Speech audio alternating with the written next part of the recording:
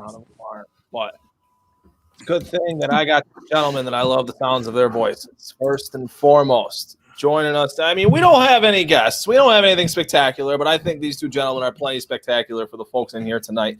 Thank you all for tuning in to the Saturday Night Tailgate. I'm joined by, the two usual suspects. First and foremost, Muki Hawkins, the sports director at WUFO Sports 1080. Muki, how you doing, man? I'm doing good, man. Under the circumstances, I'm doing good. Absolutely. Mario Granata of Hashtag Sports, looking as youthful as ever tonight. Mario, how are you doing? I know those little digs you do, Clay. You're not going to get me that quick. I'm doing well. That alarm clock right at the end, right before we go live, is always – it just gives me flashbacks to when I was actually in school, so it's a little tough. But I'm glad to be here with you and Muki, about to talk some Buffalo Bills versus New York Jets. I'm very excited. It's weird because I feel like I was in school like last year or something. You were. Oh, strange. You talk about like it was so long ago. Mookie's ready to drink the ranch. Oh, my God. Mookie, you look way too excited to have ranch on those wings. I just want to get it over with. All right. It's like, that old Worldwide of Sports commercial, the agony of defeat. I could just taste the agony now. I thought it would be like ripping off a Band-Aid, Mookie. It was not. It was a slow, painful death for an hour. It was so bad. Yeah, I watched you, man. I didn't even bother you or crack a joke or nothing, man. I really watched you go through that pain. Well, I will return the favor. I won't mess with you. The chat will do enough for that for me. So we're losing viewers already because of this. Jeez. I'm sorry, guys. A bet's a bet. We got to be accountable. We got to be honorable. Bet's a bet. Oof. Speaking of agony, let's talk about the freshest news we have out of One Bills Drive, and the fact that all of the Bills tight ends, other than Tyler Kroft and Reggie Gilliam, have tested positive for COVID-19. Dawson Knox, Nate Becker, Lee Smith, they're all on the reserved COVID list. Fellas, what are your thoughts? Mario, I'm starting with you. Well, I'm glad I didn't go to the party those guys invited me to. That's a relief now. But just say it's you know what? I think at some point a lot of these teams were going to have that happen to them. I mean, I think it's inevitable because you don't have the bubble of everything on the players like they did in the NHL. I think it's going to be tough, and you're going to see that much more going on with some teams. So obviously, it was a position group that, for the most part, has been kind of quiet this year. So it's not one of those things where the Buffalo Bills, it was the wide receiver room, or it was the running back room, or it was the quarterback. You know what I mean? It was one of those. So, I mean, you got Kroft, you got Gilliam. I guess you can go into the game with that. You're probably running more 3 wide personnel, 4 wide personnel. That just means that Andre Roberts may see more time in this game, which I can't say I'm thrilled about, but it's an option that the Buffalo Bills have. Right. Mookie? First and foremost, listen. That's brutal, isn't it? I got hot lemon pepper just to try to take away from the taste of ranch. Right, yo. That ranch is like a damn banana. No matter what you add to it, you're going to taste that ranch. I can't believe people really like ranch with the chicken wings. Coach McDermott, really? I got to be some Midwest stuff, but man, I don't know what the hell was going on with the tight ends, man, and with the Sun Party. They, it's like 67 West or something. I don't know. Have too many fish bowls, and they all just end up positive. And the good thing about Kroft is, he had the baby. Congratulations, Tyler, you Alexi on baby Grace. But I mean, you got Gilliam, and everybody talks about how much of a hard-working and guy he is. So he, once again, he gets another shot. Tyler Kroft, he gets a legitimate shot. I look for him to have a lot of snaps. Anything they did with a tight end to a fullback, H-back, if you will. But one thing I am excited about with these tight ends missing is the opportunity of Duke Williams. Okay, we know Duke Williams loved playing against the Jets.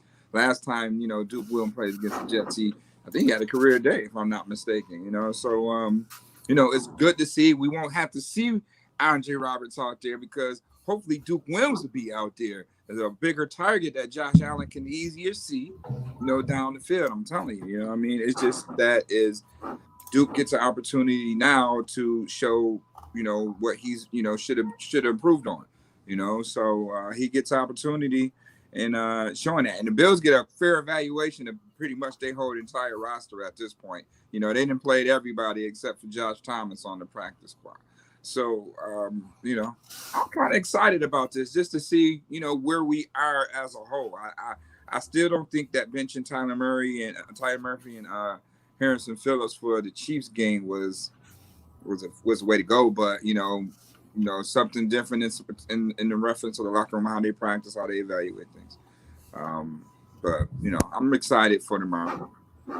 I tend to agree with you. I tend to agree that I think this is really an opportunity for Duke Williams to possibly shine. Whether it's going to come in line as a tight end, I'm not sure, because the Bills haven't really used their tight ends as inline tight ends like you typically see tight ends being used. They've been using them more so as lead blockers, as fullbacks this year. So pretty much Brian Daboll doesn't even really have a tight end schemed into this system, it looks like, so far this season. And honestly, the tight ends have never really thrived in this offense before, and he's never really made it a focal point in any game that I've seen to get the tight ends involved and use that facet of their offense. So I'm not going to sit here and act like the Bills just lost 3 of their most important players on that side of the ball.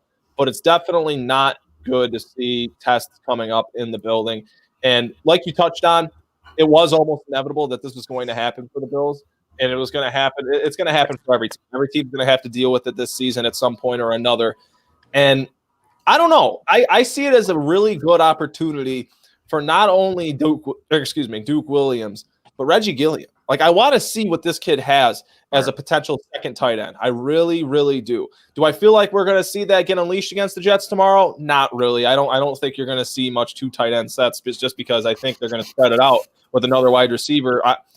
I'm excited to see what the opportunities Duke Williams gets with the ball in his hands tomorrow. I really am. I think he's going to come in there hungry. I think he's going to possibly push for a 53-man roster spot, because John Brown, he hasn't really been healthy much at all this season. And if you can add, and if Duke Williams can add some sort of presence to the wide receiver room while John Brown gets healthy, I mean, that's a win in my book. Yeah, you look at if you go back to the previous game that the Buffalo Bills and the Jets played, they were running that pistol formation, and they were putting Davis in that scenario. That could be something that the Buffalo Bills do, and maybe put Duke Williams there, and just try him out to see what he can do to that capacity. I got to tell you, I'm excited for Duke Williams. I'm more excited for Dane Jackson. I'm channeling my inner Paul now, because he has been an advocate for Dane Jackson as far as a man corner and to show what he needs to do in this game. Obviously, because of injuries and such, he's able to get called up. But I'm very excited to see what Dane Jackson brings to the table tomorrow against the New York Jets. One guy that we haven't really been talking about, and he played kind of well against Kelsey when they had him out there, Saran Neal.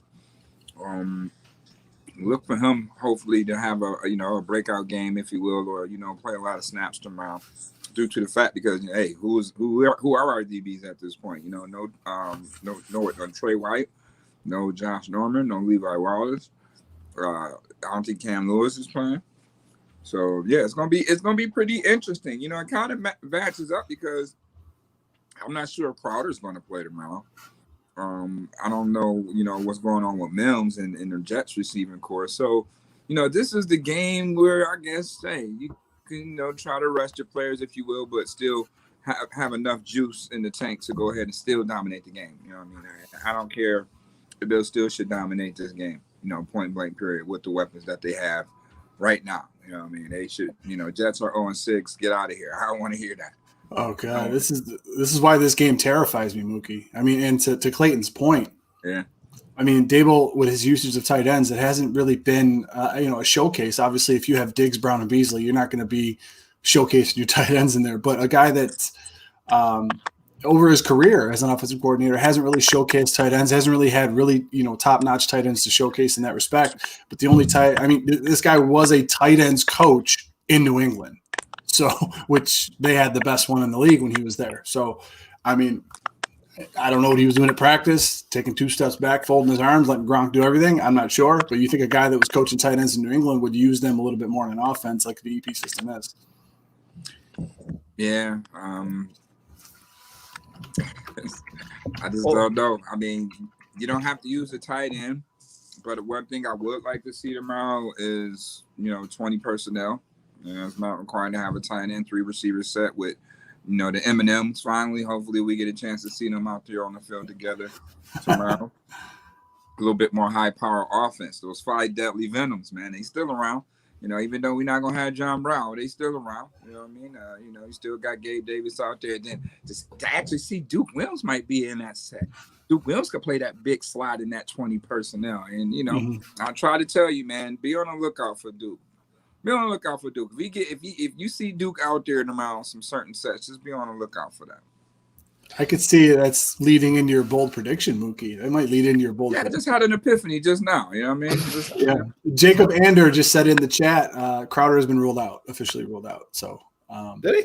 We'll try to get confirmation on that to see if Crowder has in fact been ruled out for tomorrow. I could tell you one thing, just from the inside, and just like this is going to be a fight to the damn finish with this one. I mean, it's more or less strategically planning to reserve guys. You know what I'm saying? Just because of the fact of no training camp, no OTAs. Everybody's strength and conditioning is out of whack.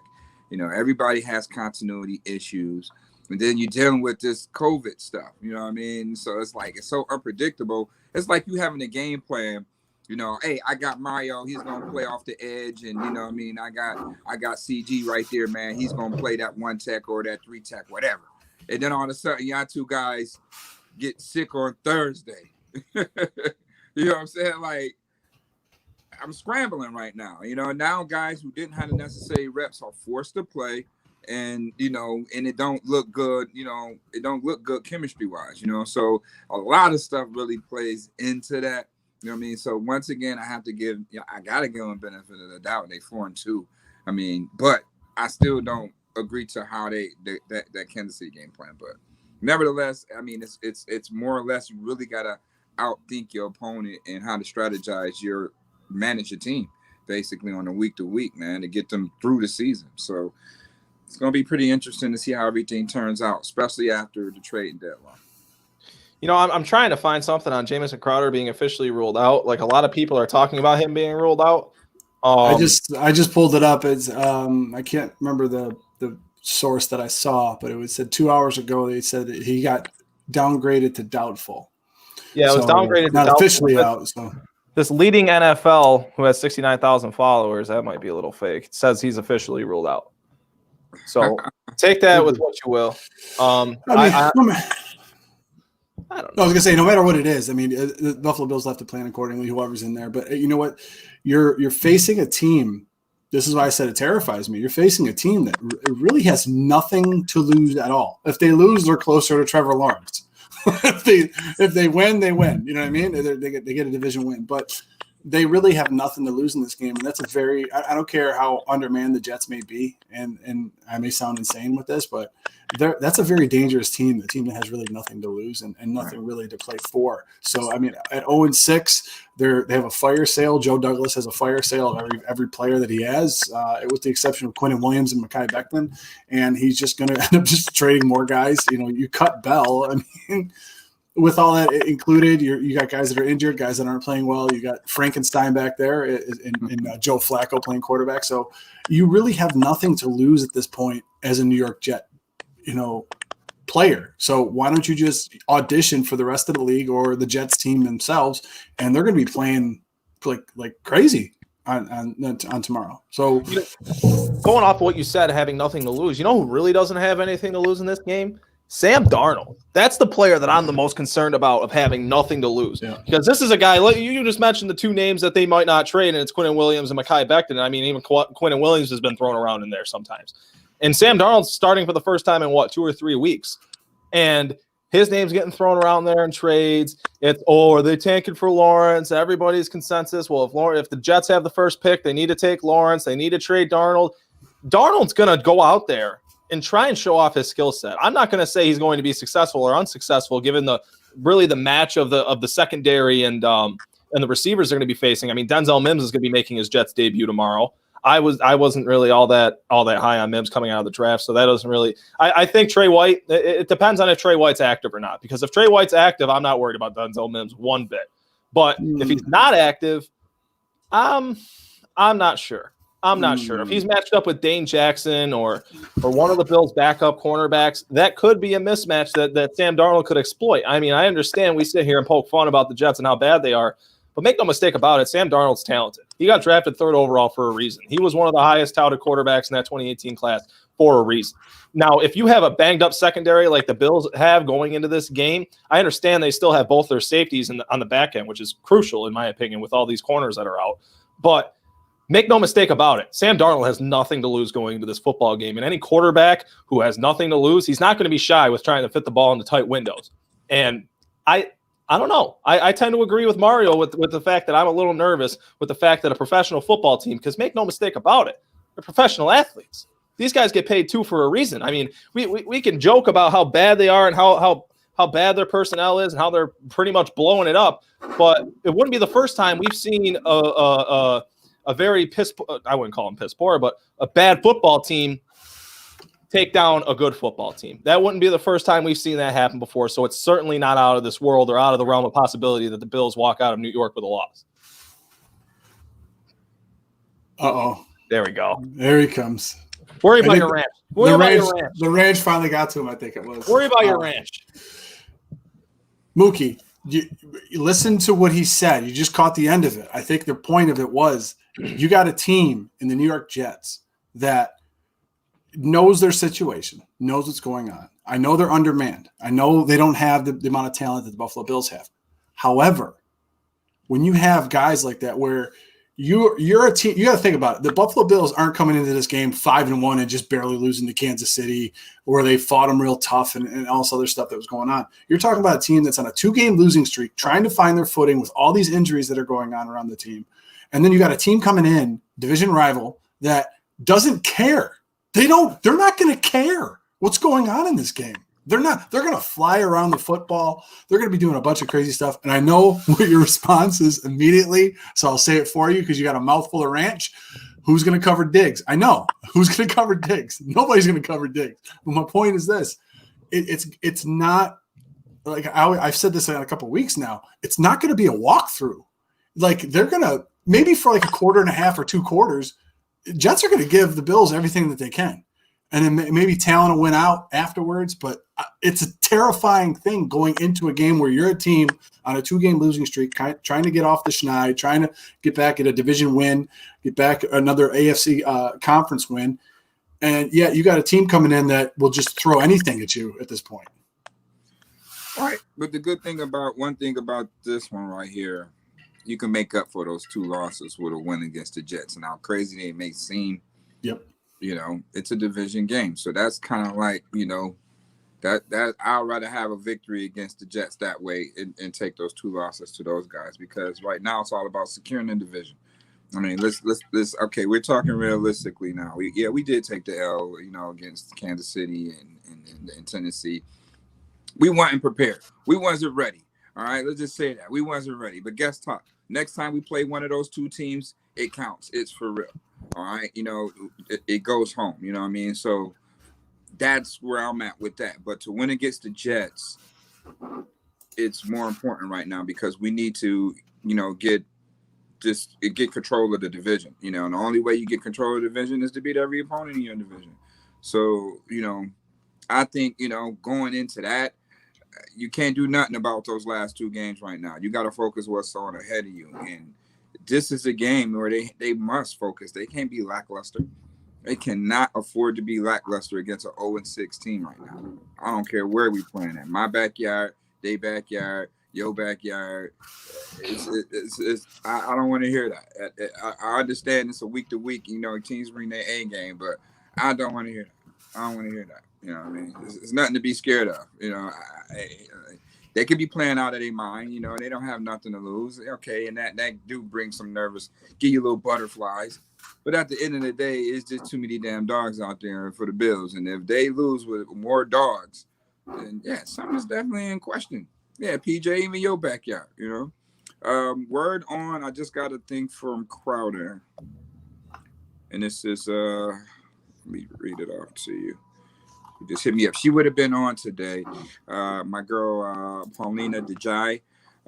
She's a Fox News reporter for the Jets. She said right now he's listed questionable with a groin injury. So it's pretty doubtful though. That he'll play. Okay. Now, just so what I said doesn't get taken out of context, just because I'm opening the door for the possibility of the Jets being competent in this football game doesn't mean that's what I think is going to happen.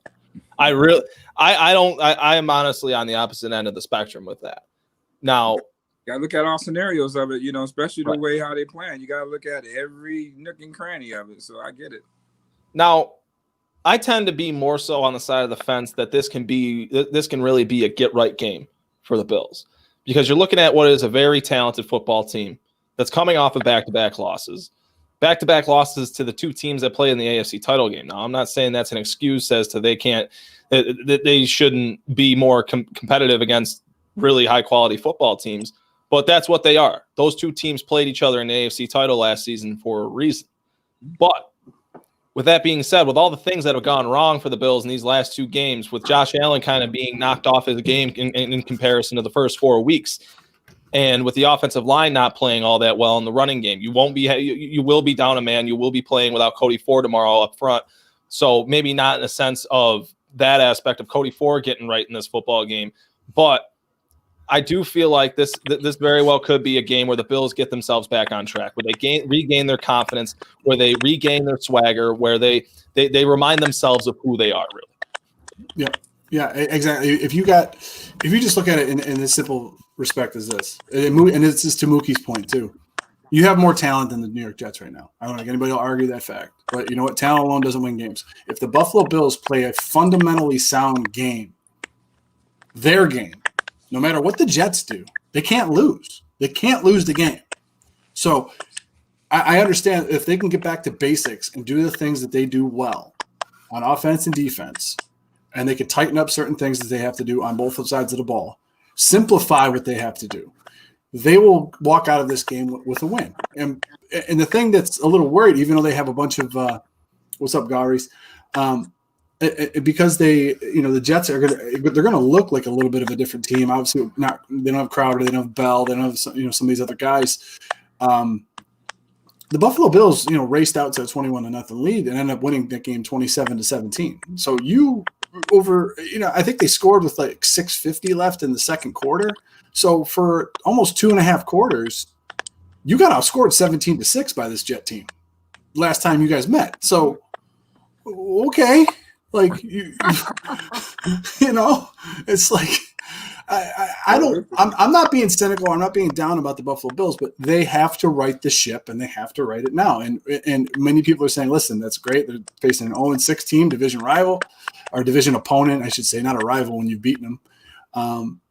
But they have to, if they're able to win this game, they go to 5-2, 3-0 in the division. That should give them enough confidence to move forward in what they're going to do moving forward. I mean, so yeah, it gets them ready for New England, that's for sure. They are definitely coming up. And so it definitely gets it sets the tone, it sets the height.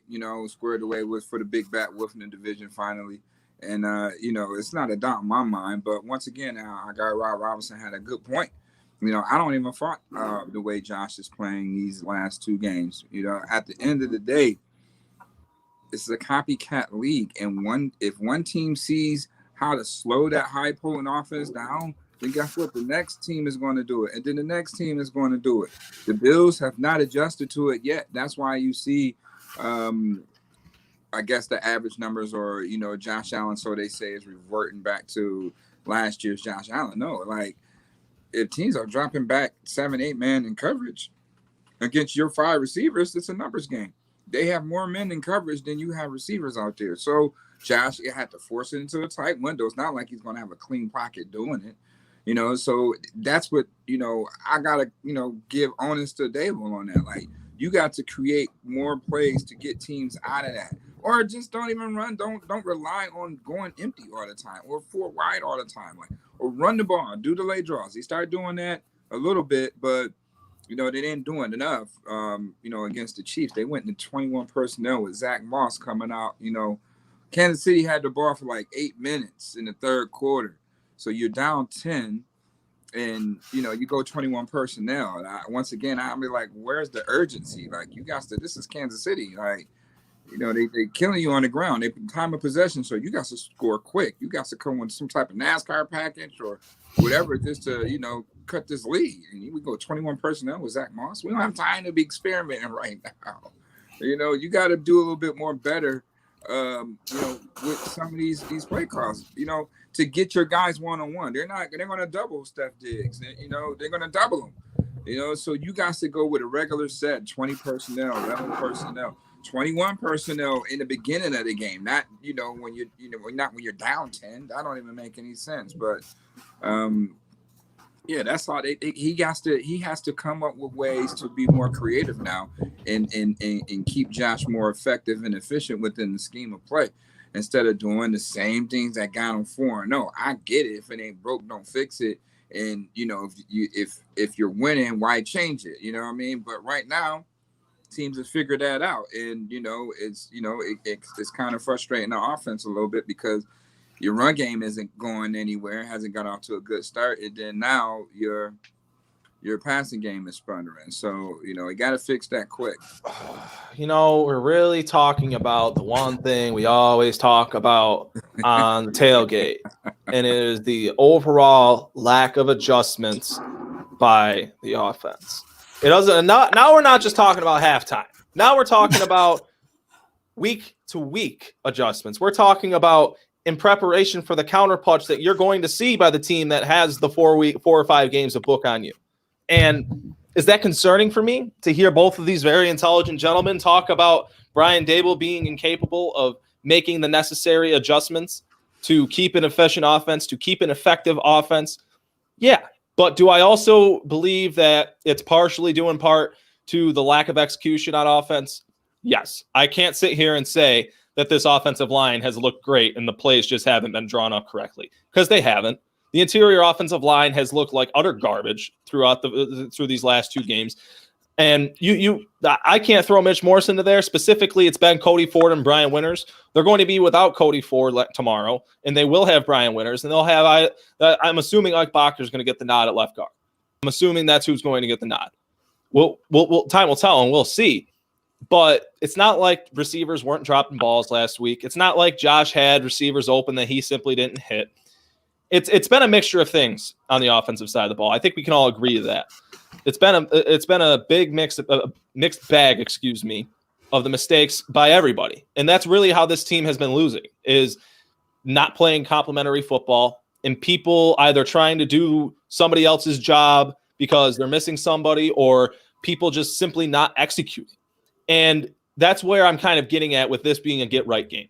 This needs to be a game where these guys trust one another to make a play, where the line trusts the guy to their left or right to make that block and open that hole and and have the play executed the way it was designed. And, it's a huge opportunity. Huge.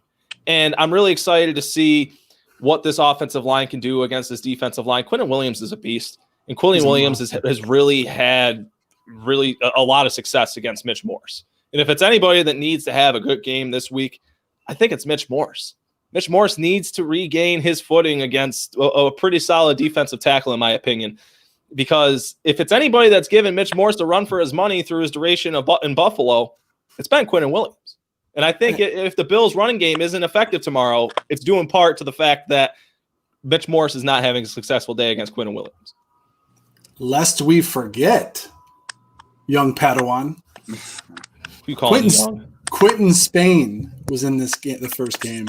And Quinnen Williams is going up against that refrigerator most of the day. So I agree with you 110% that Mitch Morse is going to have a lot more on his plate. And Quinnen Williams will get him everything that he can handle. And we start talking about the adjustments of what's supposed to happen. I mean, I will go to my grave thinking that get back to Kansas City for a second. The philosophy was to shorten the game against Mahomes in that offense. I believe it. And I believe the defensive philosophy was, listen, we're going to have to concede some things in the run in order to try to win this game. Okay, they didn't expect 7 yards. A carry was conceding. I think they were probably hovering around like the 4 or 5 mark, and I understand that. Well, you mentioned a great point, Clayton, is the fact that complementary football. What you have to do is you know that possessions are going to come at a premium for your offense as well. So your offense and that design has to put up points every time it touches the ball, whether or not be a field goal or 7 points. You have to put up points. And I think what happened was after the Tennessee game, coming into Kansas City with that philosophy, it made the guys play a little tight. They're like, listen, we're not going to have as many possessions to try to score. Our defense isn't turning the ball over, so we have to score on the possessions that we do have. And then maybe they played a little tight in that game against Kansas City. That's the only thing I could surmise is the fact that they said, listen, we have to shorten this game up to play with Kansas City because of the injuries on defense, because of how our offense is sputtering a little bit against Tennessee, how we're coming off of that game. We're going to have to do some things different. And they did not play complementary football at all. Not one bit. And still, near the end of that game, they were in a position to, if they stop a 3rd and 14, they could have went down and took the lead, which is crazy. Crazy. Imagine if they did. Imagine if the defense executed the fact they said, listen, we're going to concede some things in the run. We're going to give up to try to protect everything in the pass in the back end. They didn't blitz very much. They rushed 4. They dropped 7 in coverage. They did some run blitzes. And they did. Imagine if they were able to keep them to 5 yards, not 7. Imagine how different that game looks. That's why you would never know. I mean, you wish you would know if Harrison Phillips and Trent Murphy was out there. Ooh. Not like, but still, you need those type of veteran guys in those certain situations could make that tackle or make that play. I'm gonna tackle home at the 10-yard line instead of the 8. Like that's a big difference. Or knowing how to shed blocks and stuff like that. So you really can't really evaluate it. But right now, those 2 guys are on the trading block.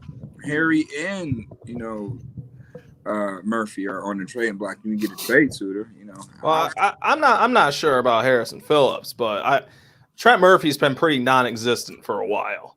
He's been fairly non-existent for a while, and I think how dare you? I think what would I think it's safe to say he's going to get a garbage sack against the garbage offensive line tomorrow because that's what he always does against the Jets. And then I'm going to have to hear the apologists saying he's back or he's something. He's not back. He was never here. He was never that dominant player we saw. He never left. Never left because he never showed up. You got to think he's the mold of the McDermott DN, though. That's why I can't really put so much onus on Frazier with what's going on because this defense it just screams McDermott. It doesn't scream Frazier to me. Well, it screams McDermott. It's to be honest, like. What do you mean? You weren't honest before, Muki? Come on now. It's just no continuity. Like that is major. Like we say it all the time, but that is something major right now. Like if you don't have like you were just talking about before, trust, right? Like I gotta trust you being in your gap while I'm running inside hard from the edge. Like you got to come around and cap it off. If you're not there, then making me look bad. Everybody talk about me. It's just like it's continuity, and nobody's going to admit it, but COVID really messed that up. Now, if we had a complete preseason and OTAs, and those guys can really get themselves established with chemistry and stuff like that, then who knows? It could be different, all the way around the table. But it's just no continuity. When are you going to see this defensive line gel? Because that's the problem. The problem is up front. The problem is up front, and there's injuries to your linebacking core. That's the problem. And we don't have quality depth to maintain the scheme. Mm-hmm. You know what I mean? I agree 110%. Now, since we're on the point of the Bills' defensive line, and specifically their lack of having a bona fide one-technique defensive tackle in this defense right now, since we all Mario, are you agreeing that that's the problem with this defense? That essentially not having Star Lotulelei. Would you agree with that? Oh God, you just I can't answer this question. I have a conflict of interest with Star Lotulelei. Oh. No, I was singing Star's praises for a while, and when people were always down on him, I was like, listen, you don't know everything this guy does doesn't show up in the stat sheet, and we're starting to see the results of that. But yes, I agree with you 110% that having that one technique in there is vital. Okay, so since we're on the topic of discussion of how to improve this defense, Who, in your opinion, would be the player the Bills should make a move for prior to the trade deadline, if any? Who? Muki, I'm starting with you. I gotta, Joe B put a nice little list out a couple of days ago, and I don't have no disagreements with anyone on this list. I mean, I would try to first of all get Minnesota on the line real quick and see if they just want to swap for Rudolph. I'll trade Trent Murphy. Like they got rid of Ndakwe. Maybe they looking for another just solid, defensive end guy for the remainder of the year. Trent Murphy fits that mold. And we probably give him a 4th round pick too. Give us Kyler Rudolph, Abby for starters. Got Sheldon Rankins for the D tackle. Hassan Ridgeway is something that's been lingering around, and Chargers Desmond King cornerback. So I can go for that. Okay. We Hashtag Sports released an episode of defensive moves that the Buffalo Bills could make at the trade deadline, and a couple of those guys were free agents, and one of the free agents was, and Paul tweeted it out, and my phone blew up right when he tweeted it, is Marcel Darius. Mm-hmm. I know that's a name that really didn't leave a good taste in a lot of Buffalo Bills fans' mouth when he left, but, I mean, you'd want to talk about a guy that could just plug up the middle in there. He can do it. I mean, he's a guy that's fully capable of doing that. Right. You're really gonna piss off the chat because I know when I said something about it on Twitter. I know. Are you ducking and you're getting ready for the rocks? I'm getting ready for all the rock and the tomatoes and stuff. All right, they love Mr. Big Stuff. No, they don't. Him and his captain's hat. Right. It's a helmet on Darius. I agree with you. I think I don't know. I'm not sure if Darius is necessarily the fix-it move. But what I am sure of is that the fix-it move would either be between Davlin Tomlinson or, like Muki mentioned, Sheldon Rankins. Because really, when you look at this defense, it's all predicated upon on the front four getting pressure on their own without having to blitz. So you can drop back your linebackers and you can drop back your defensive backs. You don't have to blitz to get pressure. And the reason this defensive line can't get any pressure, and the reason why Tremaine Edmonds – I didn't think this, but Mario corrected me on the Overtime podcast this past Tuesday that I said he was playing undisciplined and he needs to be moved to outside linebacker. And you mentioned the fact that maybe not. It's because he doesn't have his one technique defensive tackle he's had in there the last 2 seasons, which, yeah, you agree with that because it sounds like something you might have said, right? Well, I can't remember what I had for dinner tonight. You're asking me, you're telling me about stuff I said on Tuesday. No, I agree. I think that he's playing hurt. Number one, I think that's the number one thing. I think he's playing hurt. And number two, I see too many guys and guards and centers and stuff that are up on him about 4 yards before he's out able to make a read on a play. And that's the one thing Starr did for you. He kept bodies off of your middle linebackers. That is a McDermott. That's McDermott now. I want to say that. It's not Frazier. It's McDermott defense. You have the edge setting ends, and you have everybody eat bodies in the middle, and you have your linebackers make plays. Luke Kuechly ring a bell to anybody? So that's what he had. And even in Simon Philly, I mean, when he was in Philly, those linebackers were all over the field making plays, and those defensive linemen were just kind of eating bodies, kind of keeping everything in front of them, and that's what they had to do. So that, going over, I would love to move Tremaine to the outside, but I don't think he should be moved because of his play right now, because it's not all him right now. He's hurt, and they're not keeping bodies off of him on the second level. But in order to do that, you got to move him around so, people can't get hands on him. You got to move guys around to make plays. They always talk about position flexibility. Well, why don't you create it? Move him around. That way he's just not a sitting target for guys right now, because obviously somebody's up front is not demanding the double team to keep your linebacker clean. And, you only got 2 of them out there in the scheme. You know what I mean? So if he's getting blocked and the other guy is covering, it's not good luck. Well, I got a question for you, Joan. I want to start with Clayton and kick it over to Muki, because I know you got to finish your wings, Muki. Now, here's my question, and I want to pose this to both chats as well. If the Buffalo Bills make a move for a defensive tackle, they either make a move or they don't make a move. If they make a move, then in the fans' eyes, to me, they've identified that they have a problem with the guys that they currently have on the highest paid defensive line, mind you. Okay, highest paid defensive line in the league. They've identified that they have a problem. They have to fix it. Or if they do not make a move, they're sitting there saying, listen, it's not that we don't have the personnel to do this stuff. It's that nobody's doing their jobs right now. Which area are you more comfortable with? I would be really pissed off if they didn't make a move. I'm not going to lie. I would be extremely disappointed if they were to not make a move, because it's fairly evident that the guys you got right now is not going to. That's not who's getting it done. It's just not going to be who's getting it done. You do not have a quality one technique defensive tackle. And Drew Gear from the Rock Pile Report said it on Twitter this week, and I agreed with him 110% that Vernon Butler's breakout season last year may not have been the player he is. Rather, the 3 years previous, that's who he really is. And the 3 years before last season, he wasn't anything spectacular. Right. He was. You could have called him a bust before his fourth season breakout when he had 6 sacks. And I believe that to be true, because if it weren't true, we wouldn't see this Bills defensive line struggling as bad as it is. You wouldn't be seeing Vernon Butler. How much does he cost? $8 million. He's eaten up that $8 million, and he's really he's made a presence in some cases, but he's not doing the job that Star Lotulelei would. And I'm a person that's always griped about how much Star Lotulelei has cost and how much he doesn't do anything and how much of a waste of space he is on the defensive line or a waste of money. Well, I'm wrong. I'm just like Star Lotulelei eats space. I'm eating my words, because it's fairly evident that they just need a one technique defensive tackle and make this defense work the way it's meant to. And does it look bad, the fact that they need one more piece on the highest paid defensive line? Oh yeah, it looks bad. But make up for the mistakes that you made previously by getting that one more player that you need. Because I feel like if you get a Dalvin Tomlinson, if you get a Sheldon Rankins, and as far as trade price costs, I really don't care how much these guys cost. I really don't.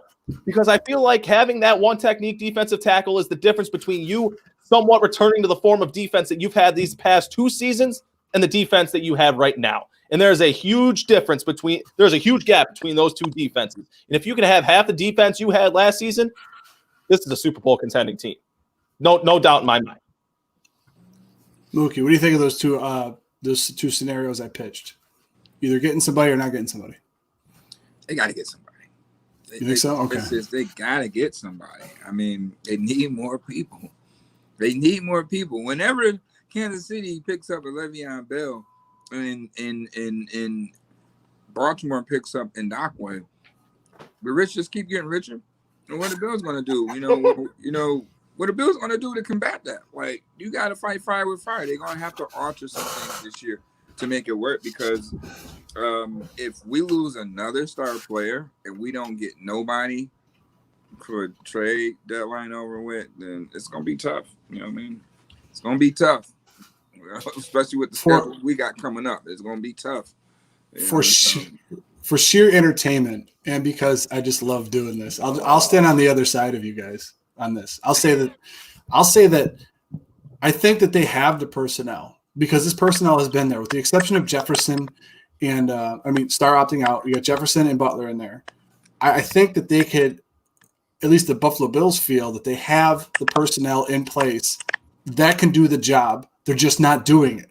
Now, to Mookie's point, we didn't have an offseason, or the Buffalo Bills didn't have an offseason. They didn't have a full training camp. They didn't have a full, Jefferson's coming over. He's coming in blind. I mean, Butler did play in Carolina, but I mean, like Clayton said, he really didn't shine his first 2 years. What was going on down there? So who knows? Maybe it's just an instance where they got to gel. They're doing too much. I mean, if you agree with the point that the defense is doing too much to try to compensate and try to make plays, and they're not taking care of their responsibility, well, what would happen if they did take care of their responsibility? You wouldn't need to trade for anybody. You know what I mean?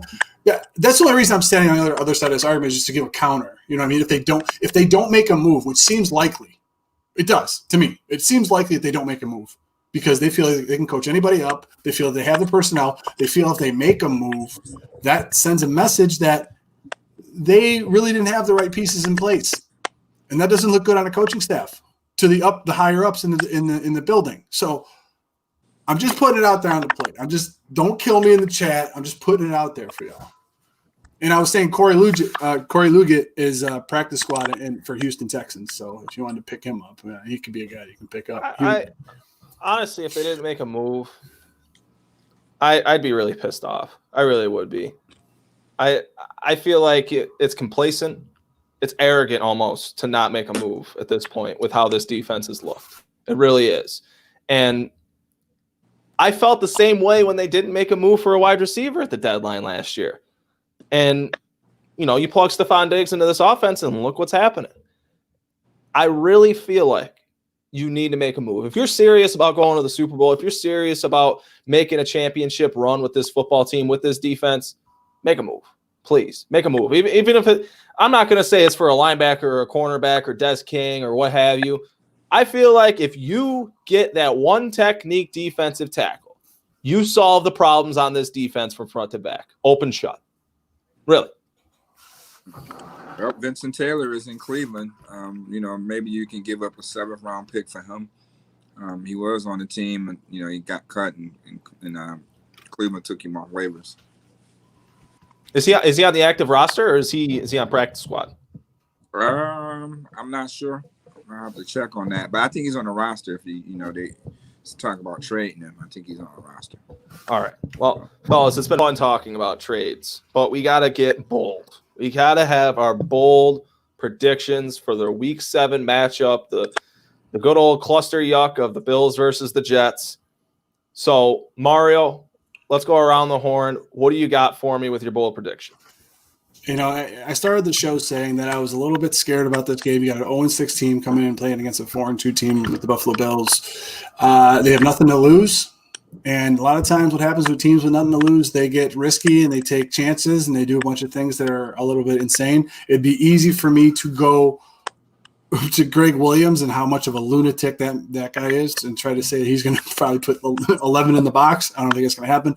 But I would not be surprised. My bold prediction is that there is going to be a special teams play, fake field goal, fake punt, fake anything, whatever, onside kick at the inopportune time that is going to catch the Buffalo Bills off guard in this game. I believe that's going to come. Wow, Muki. I'm just looking at this line. Like, who's really going to play at guard? I think I don't know. Maybe you might see Darrell Williams move over to left guard and they start tying the second. Oof. Is that your bold prediction? That's one of them. Okay. He's cheating. He's got the inside info. He's cheating. I don't have no insight on that. No insight. I'm just looking at like he is a guy that can play every position up front. So to remain strong, I would go, paying Ty Nsekhe $7-8 million. He can start one game for me, and see how that works. And we slide Darrell Williams at that guard instead of Ike Bodiger or Ryan Bates, going up against Quentin Williams. You want to have a more savvy, stronger veteran, approach to that. But then, it depends on Duke's snap count. If you see him out there, let's say Duke catch a touchdown tomorrow. That was going to be one of my offensive bold predictions for the week. And we can share that. I had a different one. I had the second bowl one, but I wanted Clayton to go through his first one. Oh yeah. Yeah. I just like flag on the play and shit. I just I'll start. Overbold. Honestly, I'm gonna say Zach Moss and Devin Singletary have 3 touchdowns altogether. Man. They score 3 touchdowns altogether tomorrow. I feel like the Bills running game is going to get back on track, but at the same time, I say that almost every week and it doesn't happen. I'm really not good at this part of the show. You really shouldn't listen to me. You should listen to the guys that put wings and ranch on their bets. I've really whipped bad the last 3 weeks. Really bad. Mario's been knocking it out of the park. Allen was the leading rusher. Yeah, He was like, this guy goes, Allen's going to be the leading rusher by 10 yards. And then lo and behold, he has 42 rushing yards and Singletary has 32. He sent me a screenshot of it right after the game. He knows he's right. It's not like something that I just noticed oh, Mario, you might have been right. No, he knows it. He reminds me every time. He's been a prediction guru, man. Yeah, but I text you it. I know I'm not sitting there banging my chest on social media or anything else, just saying, "Oh, look what happened here." Because of both. Just the wings, yeah, just the wings. I think Beasley. If I had another prediction, I think Beasley is the leading receiver in this game. The matchup of him on Poole, I just love. And you're gonna want to protect Josh Allen. You're not gonna want to run him as much, and you're gonna want to get the ball out of his hands quick. And I think Beasley does that for you in the slot against Poole. Muki? Oh wait, you already had your second one, so we're gonna skip over you. Yeah, you keep eating that ranch. Keep eating the ranch. I'm not gonna like it. I don't want to see it, but it always happens. Trent Murphy's getting 2 sacks tomorrow. He's getting 2 sacks on either George Fant or Mekhi Becton. That's what's gonna happen. Because Trent Murphy, he's always that Trent Murphy that's worth $23 million when he's playing really bad offensive lines. And they're playing a really bad offensive line again tomorrow. And every time the Bills play the Jets, I think that it was the Jets game that Murphy got his sack bonus with, right? Last year? He got 1 sack in week 17 and he got his bonus. Yep. Yeah, Trent Murphy's getting 2 sacks tomorrow. He's always money against bad tackles. Who isn't? So for scores, what are we doing for scores, gentlemen? You want to go back around the horn, Clayton, Muki, then me? Well, since I skipped over Muki last time, I think it's his turn. What's your score prediction, Mook? Before we even get to that, let me just ask you guys something. Ooh. Offense and defense concerns. What concerns do you guys have? All right. Biggest concern I have with the offense is the offensive line. You do not win games with poor offensive line play. You do not win games with poor defensive line play, and that's my concern on the defensive side of the ball as well. The trenches for this football team going into the season. See, here's the confusing thing to me. Going into this season, I believe this was the ultimate strength for the Bills. Unquestionable strength on both sides of the ball. You have a really deep defensive line, and you have the deepest offensive line in the league. And here we are 6 games into the season. You just cut your best interior offensive lineman that isn't Mitch Morse, and you're stuck with Cody Ford and Brian Winters, and one of those guys are hurt. So now you're left with Ike Bacher or Joe Debbie, or I don't know who he is. And you shouldn't either. You shouldn't. I don't know. I think you pissed off Quentin Spain, and he asked for his release, and now he's on the open market, and he's going to go sign somewhere and hopefully have a successful season. And I think the Bills messed up in that aspect. So now you're stuck with what you have until John Feliciano comes back. And would I necessarily say that this offensive line is as good with John Feliciano being plugged in versus Quentin Spain? No. Because, like I said, Quentin Spain was the best interior offensive lineman that wasn't named the highest paid center in the league. That's what he was. He didn't give up a sack last year. You could say it's because he played between Dawkins and Morse, but you look at Cody Ford playing between Dawkins and Morse, and he still looks like garbage. So I don't think we can really credit that to that. So the biggest concern I have on both sides of the ball is the lack of execution within the trenches. I gotta agree with Clayton as far as the offensive side of the ball. Everything starts up front for me. I mean, everything starts up front. And the other thing that I have is the trust factor between. I'm just speculating here. Don't nail me to a cross with this. I'm just saying that if you look at it, the trust level from the offensive coordinator to the quarterback has to be high. And I think in the first few games of the year, it was pretty high. And I don't know what's been going on in the last 2 games. I just don't know if there's a huge trust factor that goes on with the plays that come in. I've seen Josh Allen change a lot of plays recently at the line and start to audible out of certain things that happen. I know you always have a run pass option for every play, and I understand that, but it doesn't seem like he's going with the initial call sometimes. So I'm concerned after the offensive line. I'm concerned about that relationship and that trust. If you start to see some false starts and or delays a game or close to delay a game, then the communication isn't where it's supposed to be as far as the offensive line is concerned. I believe that if the Buffalo Bills against the New York Jets surrender more than 4 yards a carry, you're going to see a free agent defensive lineman come out in this team. No doubt. You're going to see a free agent defensive lineman. It's probably going to be Justin Zimmer. It's probably going to be Justin Zimmer, who's a better defensive lineman than Ed Oliver after 2 splash plays. Whoa, he's so good. I love it. I love it too. You love seeing it. This is the crazy shit you'll find on your Twitter feed after the Bills lose a game, is that Justin Zimmer, a practice squad player, is better than Ed Oliver. Okay. All right. Muki, you asked the question. What says you? The linebackers. That concerns me on the defense. Like, I mean, who are our linebackers right now. Dobson's out. Trey, is dealing with the shoulder.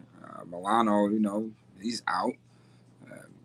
Klein hasn't, gave you pretty much anything, out there. And who are linebackers? Like, that concerns me. We want to see a little bit more Dean Marlowe or Saran Neal playing that role. I know Saran Neal is going to, have a lot of snaps at some capacity because, we're kind of short in the DB area. But, the linebacking is really what concerns me because the way how our line is, if our line isn't, if a team runs over 200 something yards, okay, and wait, the Jets? Any team, it's a copycat league. Frank Gore? No, I think it's P. Ryan. They got P. Ryan there, right? Yeah, they got P. Ryan, but Gore's the main back. If Gore gets 80 yards tomorrow running to the left side, I know something. I know they've been watching the Kansas City film. You know what I mean? They gave up 166 yards on the right side of the defense, and Kansas City kept running to the left. So if the Jets run to the left tomorrow, it's because they saw success that Kansas City had. And if they get to that second level, and if Tremaine Edmonds gets, caught up in the wash, like, that concerns me. That will give an 0-16 motivation to, play out of their mind, So that's what concerns me on the defensive side. On the offensive side, what concerns me on the offensive side is, and I've been saying this for the past 3 weeks, like when they go empty, when they go 10 personnel, and those teams are going to drop off. Like, what is your plan for that? Like, what is your plan for that? Like, are you overloading the side to manipulate the windows? Like, I want to see that type of stuff. Like, I'm a football coach, so it's like I could design some stuff that's, that will work. I know that for a fact, but I just want to see, like, you get creative. You got to get creative with that. If you're not going to change that, you're going to stay, caught up in playing empty. This is your offense. This is your scheme. This is what you've been successful at. You have to get a little bit more creative with it. You have to be more creative to get Stephon Diggs wide open in space while teams are dropping 7 to 8 man back in coverage. You still have to win instead of hoping that, Josh gets right under pressure, under duress, and his mechanics and everything is still fluid, trying to fit it in a tight window. You know what I mean? So they got to be a little bit more certain when teams do that. So that really concerns me with that because right now that's our bread and butter. And if that's not working, the offense is struggling. You know what I mean? So that concerns me on the offensive side. If it's one thing I agree with your points is you mentioned a little bit about Saran Neal. And I haven't beat this drum a lot. I've really talked about it behind the scenes with Jeremy, and I really don't like how stubborn they are with that side of the ball. I really, really don't. I don't like how they continue to force feed Dean Marlowe because he's a Carolina guy. He's been with McDermott his whole career. I don't give a shit. Saran Neal is a damn good football player, and he should not be just relegated to just playing special teams. He is a really good football player. I'm of the belief that he is the best nickel corner on this football team because Teron Johnson's looked like utter garbage this season. He's looked like garbage since his rookie year, to be quite honest with you. Saran Neal deserves an opportunity. Saran Neal, you look at what he brings to a defense, you can do whatever you want. You could have him in the box as a third linebacker because he's big enough to kind of do that in this defense. You could have him out on a receiver. Did we not see him checking Travis Kelce last week? You're mean to tell me that Dean Marlowe can check Travis Kelce? No, that's why he wasn't covering him. Mm-hmm. Saran Neal is a damn good football player who simply has not gotten adequate opportunity in this defense. And I cannot wait for the day that he does because he's going to take that job and run with it. Book it. That's going to be tomorrow because you should see him out there quite a bit tomorrow. So hopefully he rises to that occasion. Oh, okay. Check my blood pressure. Okay. I understand that. I didn't know what you meant by BP. I'm young. I don't have to worry about those sort of things. I love it, man. I get fired up, man. I want to play. You know what I mean? They don't understand. That's called dog talk, Clay. You know what I mean? That's called dog talk. Well, yeah, you might have to take a blood pressure pill afterwards, even though you don't have high blood pressure. It just comes off like that. You're a fiery guy. You know what I mean? Bring me the Neil nickel. Bring me the Neil nickel. Not big nickel. It's not the Buffalo nickel. It's the Neil nickel. Bring me the Neil nickel. That has to be a segment on the tailgate where it's table time and it's just Clayton rant. Like, I don't even know. We call it up front or cold front or, winds of change, whatever the hell we're going to call it. It's got to be something on the cold front. Table, baby. Pounding the table. Right now, he's pounding the table for Saran Neal. I would too, man. The guy pounding the table, baby. The guy, for what he's done so far, looks the part. He looks the part. He seems like he can do it. Why not give the guy a shot? Well, with your secondary playing as bad as they have, I think now is as best of an opportunity as any. Like, you gave him the opportunity against the Texans. You mean in the second playoff game this coaching staff has ever had, the second playoff game in 20 years that this team has had, and you gave the opportunity to him against the Texans, but you're afraid to in the season. You're afraid to when you're playing the Jets, when you're playing you put him in there in a dime against the Chiefs, but. My point is this shouldn't be happening a month into the season. Saran Neal should have been the nickel corner to start this year. Saran Neal should be the Bills' nickel corner. And I think if he makes if he takes advantage of opportunities, and he will get them in this game, like Muki said, he's almost going to get them by default if Tre'Davious White isn't in this game. I think if he gets the opportunity against a bad team, a bad coaching staff, not necessarily a bad quarterback, but not a good one either, he's going to take the opportunity and run with it. Well, you remember Levi Wallace's first year to his second year, everybody was questioning whether or not he was going to be CB2, and the Bills are pretty adamant about, listen, that's your position till you lose it. I think coming into the season, Teron Johnson was their slot corner, and they said, listen, until he loses it, it gives us a reason, he's there. And the only reason I can think why Saran Neal hasn't been in the lineup is because maybe he doesn't have a full gamut of what the defense is trying to do as a whole. But you don't need a lot to just say, go cover him. Just cover him. Well, he's your gunner on special teams, so you got to say that tank for that. Like, he sets the tone on field position. That's where he's most valuable at for them. So, if they have no choice to play him, they have no choice to play him. But yeah, that's why they pretty much say on that, because he's your leading tackler on special teams between him and Matakevich. So that's probably why, but like you said, the time is now to play that guy. You know what I mean? It's time to play him. You know what I mean? Like, he's been in your system. He was playing corner just about all training camp. He's played corner during the scrimmage. So it's time to, go out and play the guy. You got to play him. He's going to play a lot. He's going to play tomorrow. There's no doubt in my mind he's going to play tomorrow. Where, we don't know. But the good thing about it is he can play outside. He can play inside. He can line up at safety for you. So that's the good thing about him. Before we get to score predictions, Anthony Simonelli with a great point in the comments on YouTube. The fact that the Bills only elevated Dane Jackson and not Lafayette Pitts is a good sign for Tre'Davious White or Cam Lewis to be getting good to go. That's a great point. It's great perspective. And I tend to agree with you that it is a good sign that the Bills are going to have either Cam Lewis or Tre'Davious White for tomorrow's game. Now, with that, from Dane Jackson. I want to see Dane Jackson get an opportunity too, to be quite honest with you, because if it's any team, I want to see guys get screw it, put him in there, let's give him a shot. It's going to be the Jets. Like, this is your last shot. This is the last time you're playing the Jets this year. This is the last time you're going to get an opportunity to have a get right game. And if you're going to find something out about your personnel, I think this is kind of the week to mess around with it and figure some things out. But with that, let's get into our score predictions. Muki, I'm going to start with you. Well, I think this kind of really lit a fire into it. And right now, the records don't even matter. Bills 0-0, Jets is 0-0.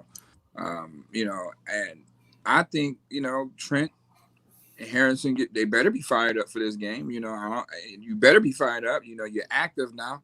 And we want to see how pissed off are these guys are going to play up front. Will they respond? Will they really respond and really get after these Jets and play how they're supposed to play tomorrow? I have every doubt. I don't have any doubt in my mind that Coach McDermott is really going to have these guys prepared to play. So I do still say that the Jets still score some points. 30 34-20. Bills. Okay. I'm liking the chat. We got Hen Dog 40-10 Bills. Daniel Garvey's 32-17 Bills. Lone Wolf 31-20 Bills. Rob Robertson 42-10 Bills.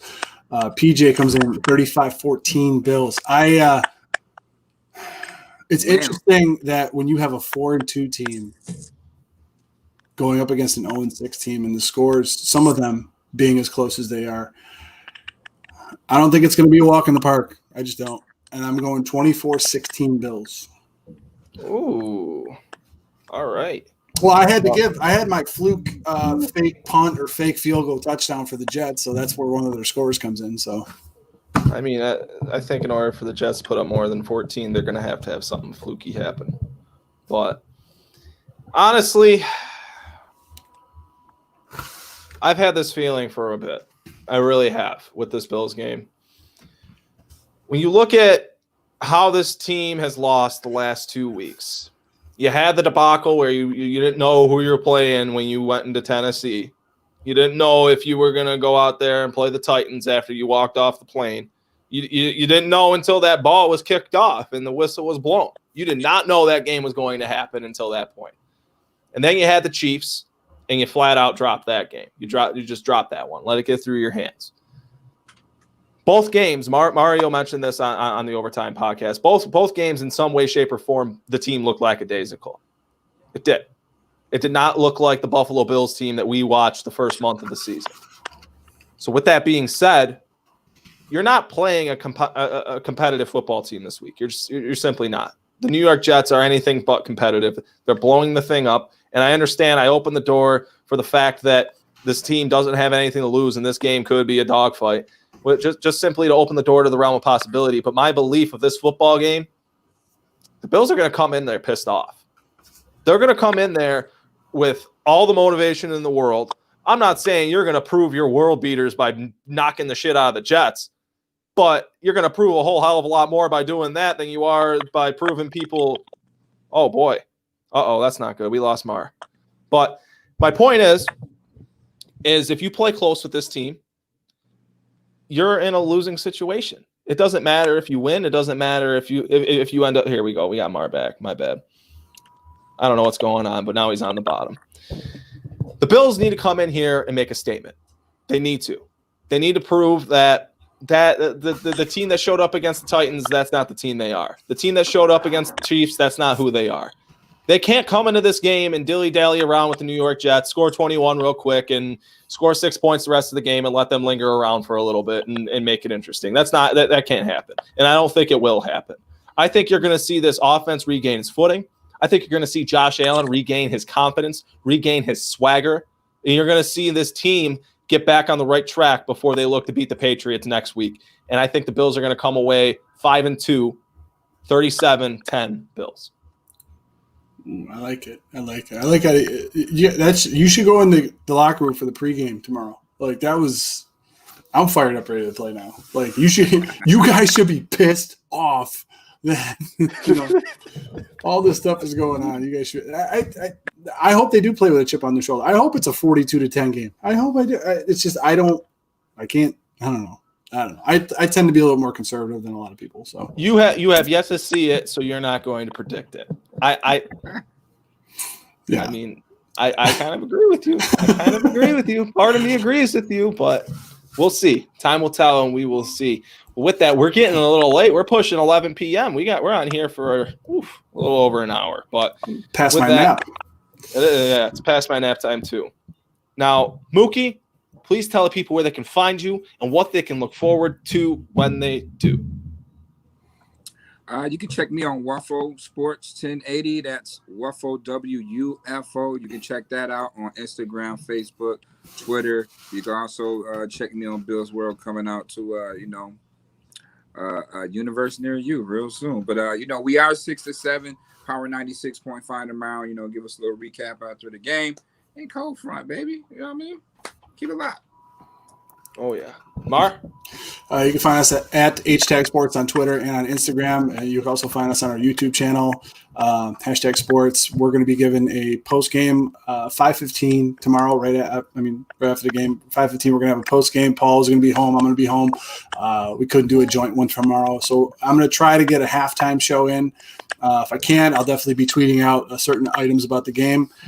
You best believe if the Jets run a fake punt, I'm going to be tweeting that. No, I'm just kidding. But yeah, you can catch us on that. Paul and I are going to have a couple episodes for you next week, as well as a film breakdown. And also, I will be here. We're going to reignite the roundtable for next week.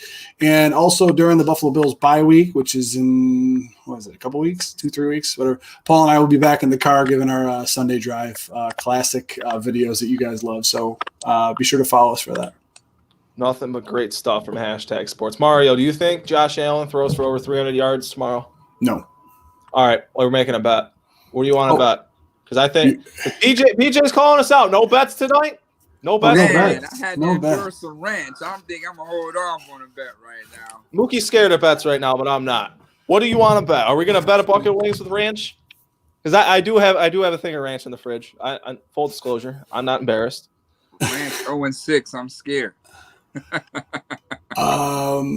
Whoever loses next week has to wear a cutoff tee the whole episode.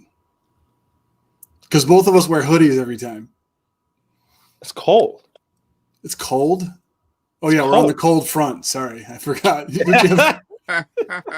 you have heat in your house? I keep it at 69. I will not. How about this? I have a Buffalo Bills helmet back there, like one of the kids' helmets that actually fits my head. I will wear that for the duration of the episode. If Josh Allen throws for over 300 yards, I'll wear that. Okay, helmet. All right, that's perfect because I have my football helmet from high school. So if Josh Allen doesn't throw for over 3, I'm not going to wear it for the duration of the show. I'm not going to do that to you either. I just want it to be the introduction of the show. Okay. So I can give us one of these with you wearing a helmet on, and it's just you'll have one of those. Hold on, hold on a second. It'd just be great. Hey, shout out to Connor, man. I see you got that badge, baby. Wear it proud now, all right? Oh, hell yeah, we're doing this. My goodness. We're doing this. My face mask is cooler than yours, but you got the old Maypop joint. Yep, that's how I roll over here. All right. Well, with that, be sure to follow the Cold Front Report on Twitter, Instagram, like us on Facebook, and subscribe on the YouTube channel. That's at Cold Front Report on Twitter. I believe we changed the handle on Instagram. It's Bills. I don't know. It's Cold Front. It's Cold Front Report of some variation on Instagram and on Twitter or on. Oh wow, this got me all sorts of messed up now.